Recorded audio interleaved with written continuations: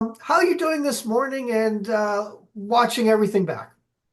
I am much better than I expected to be. I am honestly, I feel like 1,000 pounds have been lifted off my shoulders because it is hard to keep this level and magnitude of a secret. And so I'm like, I have 1,000 pounds that have been lifted off my shoulders. I'm voted off. I got the boot. And you know what? I feel good this morning. I am beyond grateful for the experience that I had. And so like I said in my exit interview on the episode, I am sad, but I'm not bitter.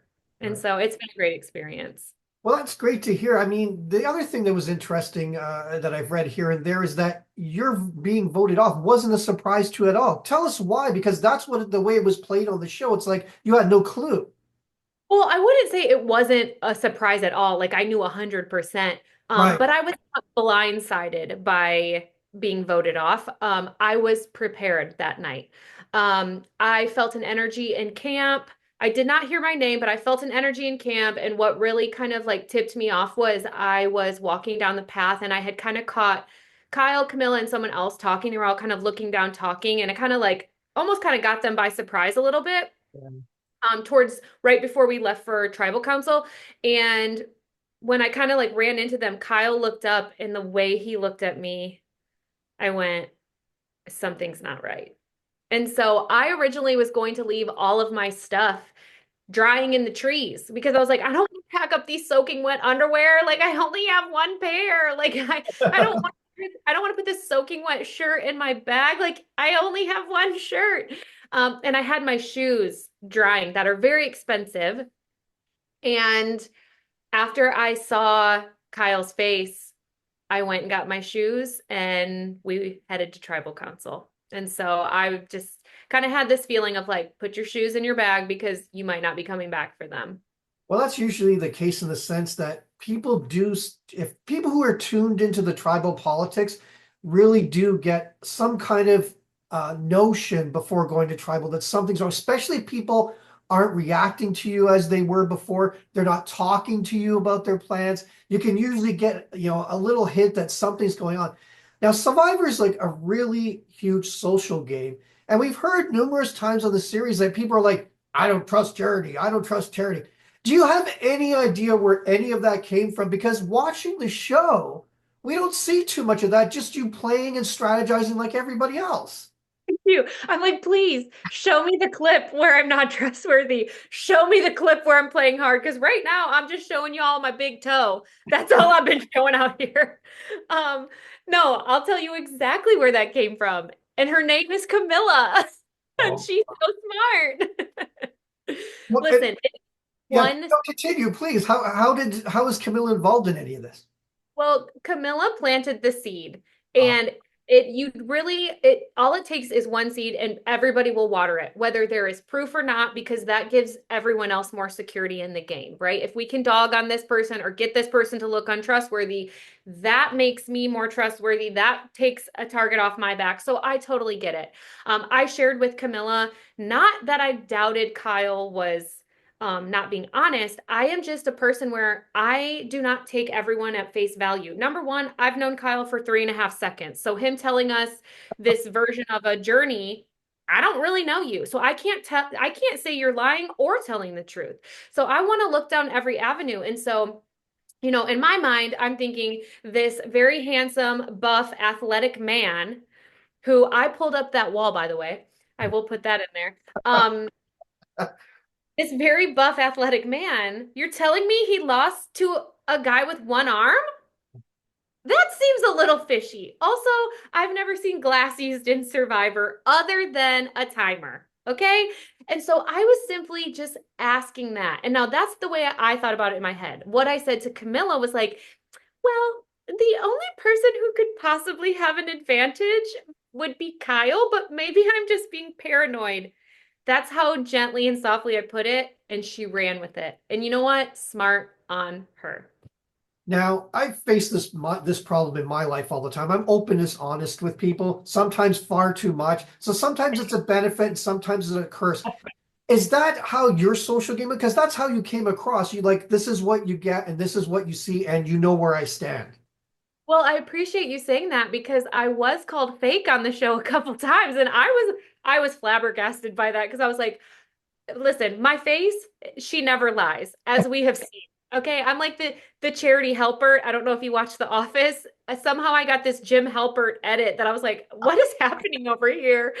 Um, the face never lies, nor does the woman. I am like so real to a fault that sometimes I need to reel it back and go, Charity, you don't have to say everything. You don't always have to tell the truth. You don't always have to, so that was to me that I was like, I was so taken back when I watched that. I could not believe it. I was shocked. Well, one person in particular, I mean, we saw during the feast, um, that Eva had her comments and whatnot. How did you take them? Again, people don't understand that, they're watching a TV show and sometimes I think they fall into the sense that these are characters when these are real people and there's real emotions and there's real bonds. Thank How did, you. I mean, you heard all that coming back. How did you feel about that? Um, I'll be honest with that one, I was personally hurt. Uh, It hurts to hear that. And the reason why is because we are playing Survivor. We're lying, we're conniving. We are not required to call people mean names. right. And there aren't any clips of me doing that. I think the harshest thing I said was I don't really want to talk to Say, and I called David like I was like he's a big dummy, but like I called that to him to his face. He's like my older brother who's annoying. And we roast each other all the time. That's kind of how that was our interaction out there. But we aren't required to be cruel or mean to people. And so that one did hurt a little bit, but outside of the game, I can separate the two. And outside of the game, I've spoken with Eva. She's a wonderful human, love her to death, strong as hell, incredible, tough as nails. But that never feels good. But I will say I am proud of how I conducted myself and what I did or did not say out there. Now, last night's show, we saw a race for the ages with you inside gunning for the advantage. What I want to know is, did you know she was coming? Because she appeared out of nowhere, and obviously you saw it and you were running for it, but obviously with not knowing that she was behind you, you had no clue that you had to really like put the jets on. No, no, no. So actually what happened is number one, I was in clogs. I just want to preface it with that. Okay. Trying to run through the jungle in clogs is a wild. What had happened was Say was actually in front of me and she did not see the advantage, which was to our left. So I was trailing behind her and I looked left and I saw it and it's my fault. I gasped. So she was actually closer to it, but when I gasped, she stopped, turned around, looked at me, and we both gunned it. And she was closer by probably, I'd say, like a few yards. So she had a little bit of a closer advantage, but the camera work on that deserves some type of award because it looked like she appeared out of nowhere. It was incredible. Now, I ask this of all the survivors I talked to over the years because, again, we only get to see a very small portion of your entire journey. Is there anything like a moment or when it could be strategy or just personal? Is there anything that you wish fans saw about your particular journey on the show? I do wish that they would have showed a little bit more of I mean, obviously everyone wants a little bit more camera time, but there was not a lot of getting to know me, hence why there's been a lot of kind of like, oh, she's not trustworthy, she's fake, she's this, she's that. I'm like, you don't see the clips of me listening to David talk about, his girlfriend who just broke up with him and he's living in a trailer and me really trying to like give advice and be understanding. Him and I had that conversation long before he told anybody else. We don't see the clip of Star coming to me and revealing, hey, like I have the idol and I trust you. I feel like you're really cool. And then opening up to me about her home life. And, we don't see all of that. And so I wish some of that would have been aired because I can laugh along with them. I have a great sense of humor. I'm like, yeah, I look like a big ding dong out here. Nobody likes me or like wants to work with me. But I'm like, it wasn't quite that extreme. I mean, mostly I'm just out here showing you my humble traits, which I'd love to know yours if you have one. Now, one final question. I mean, you're quite proud of you're an adventurer, you're a traveler, you'll go there. And also, you have an interesting story about how you got into Survivor. So I was wondering if you'd tell us how it felt to be out there in the jungle, you having traveled to experienced all different places, and how did your Survivor journey begin long before the show? Yeah, well, my survivor journey began when I was in ministry school, skipping class to watch Survivor. I was 100 pounds heavier, and I would watch and go, I wish I could do that. But I never could. I was just physically not in a place to do it. I was so self-conscious. I would never even go. I was like, I don't want to be on camera. I would never be on TV. I would embarrass myself in the challenges. I don't want to be in a swimsuit. I don't want people to see my body. And so, long story less long, I finally am in a place where I'm like, I'm super healthy internally and externally. Confidence is through the roof. Nobody tells me what to do. I would crush this game. I'm applying. And so that was kind of the journey of getting there. And then I'll be so honest with you, being out there, I had a freaking blast. Best time ever. I think that's also why it looks like I'm a little bit like just off on my own in my own world because I was just grateful to be there. I was like, I can't believe I'm here. I'm doing this. This is so exciting. Best time. I'm like, I had fun sleeping on the ground. I had fun freezing to death. I had to wear a blazer out there. Like it was the best.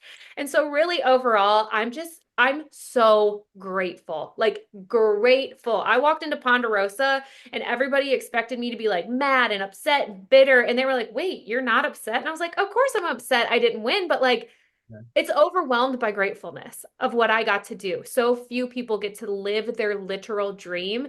And I will die going, I checked something off a bucket list that I never thought I could or would. So that's really how I exited the game and how I really feel about it. Now, I want to follow up on just one more thing. You did mention your journey, the body image issues and stuff, and you become a personal trainer, so that's part of your regimen.